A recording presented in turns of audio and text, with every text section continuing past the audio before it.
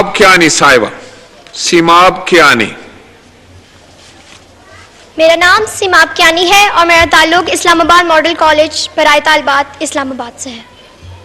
جناب اسپیکر، معزز اساتذہ کرام اور طالب علم ساتھیوں، السلام علیکم۔ آج مجھے جس موضوع پر لب کشائی کا موقع ملا ہے وہ ہے چائلڈ رائٹس، یعنی اگر بچوں کے بنیادی حقوق کے بارے میں بات کی جائے تو بچوں کا سب سے پہلا اور بنیادی حق تعلیم ہے۔ جی ہاں، تعلیم ہی ہے جو انسان کو انسان بناتی ہے، تعلیم ہی ہے جس کی اہمیت سے کون واقف نہیں، اور یہ تعلیم دینی اور دنیاوی دونوں طرح کی تعلیم ہے۔ جناب اسپیکر، تاریخ گواہ ہے کہ آگ کی پرستش کرنے والوں نے آگ کو اپنے قابو میں لے لیا، اور پھر کیا تھا؟ اوپر دیکھا آسمان نظر آیا، آسمان میں چاند نظر آیا، چاند میں انسان نظر آیا، پوچھا ماجرا کیا ہے؟ جواب ملا انسانی ترقی ہوئی ہے۔ نیچے دیکھا زمین نظر آئی، زمین میں سمندر نظر آیا، سمندر میں گہرائی نظر آئی، گہرائی میں انسان نظر آیا، پوچھا ماجرا کیا ہے؟ جواب ملا انسانی ترقی ہوئی ہے۔ اور یہی ترقی چیخ چیخ کر کہہ رہی ہے تعلیم سکھاتی ہے جینے کا سلیقہ، اور یہی تعلیم ہمارا بنیادی حق ہے، ہمارے ملک کے بچوں کا بنیادی حق ہے۔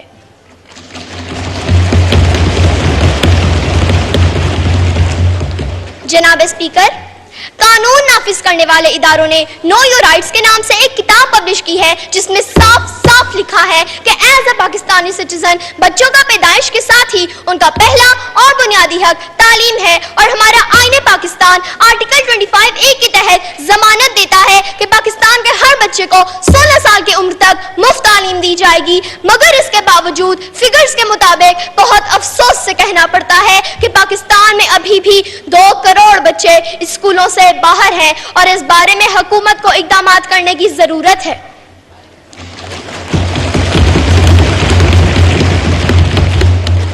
جناب اسپیکر، تاریخ ایسی مثالوں سے بھری پڑی ہے کہ تعلیم کی بدولت ہی بہت سے لوگوں نے نہ صرف اپنا نام روشن کیا بلکہ انہوں نے اپنے ملک و ملت کا بھی نام روشن کیا۔ جناب اسپیکر، تعلیم کے میدان کے سپاہی جب جابر بن حیان اور غازی البرونی بنتے ہیں تو پھر اپنی زندگیاں بنا کر جینے کا سلیقہ سکھاتے ہیں۔ تعلیم کے میدان کے سپاہی جب آئزیک نیوٹن گراہم بیل بنتے ہیں تو دوسروں کے کام آ کر جینے کا سلیقہ سکھاتے ہیں۔ تعلیم کے میدان کے سپاہی جب رہنما بنتے ہیں تو سر سید احمد خان محمد علی جناح بن کر قوم کو جینے کا سلیقہ سکھاتے ہیں۔ تعلیم کے میدان کے سپاہی جب موسیقار، قلمکار اور فنکار بنتے ہیں تو پھر سلطان القسیمی سے لے کر انور مقصود کی صورت میں امن کا پیغام دے کر جینے کا نیا ڈھنگ سکھاتے ہیں اور یہ اعلان کرتے ہیں۔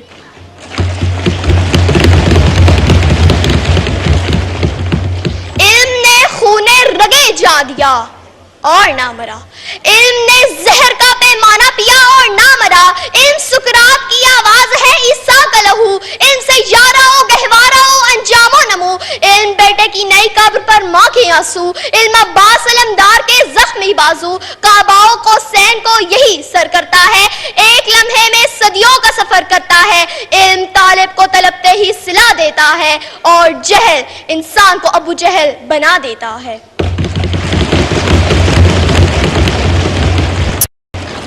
جناب اسپیکر، قائد کے پاکستان کا مقصد صرف ایک خطہ ارض کا نہیں بلکہ اس خطے میں بسنے والے تمام افراد کے لیے ایک آزاد مملکت کا حصول تھا، چاہے ان کا تعلق کسی بھی صوبے، نسل، مذہب یا سن سے ہو۔ قائد کے پاکستان کا مقصد اس خطہ ارض کے لوگوں کو اسلام کے اصولوں کے مطابق آزادی کے ساتھ اپنی زندگی گزارنے کا موقع فراہم کرنا تھا، جہاں مسلمان اپنی تہذیب و تمدن کو زندہ رکھ سکیں اور جہاں اسلامی تشخص کا تحفظ کیا جا سکے۔ اور قائد کے پاکستان کا مقصد تبھی پورا ہو سکے گا جب پاکستان کا ہر بچہ پڑھ لکھ کر اپنے پاؤں پر کھڑا ہو جائے گا،